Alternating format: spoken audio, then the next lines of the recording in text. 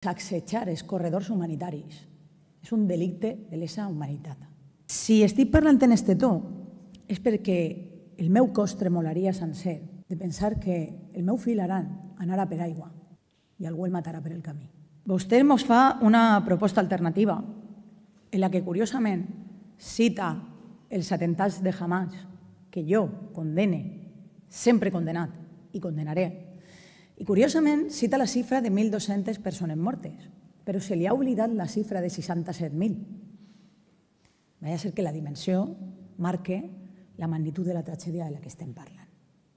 I vostè me parla de tot aquest conflicte amb una equidistància com que el Partit Popular està disposat a donar suport a que se superi això. Sap vostè el que fa el seu president?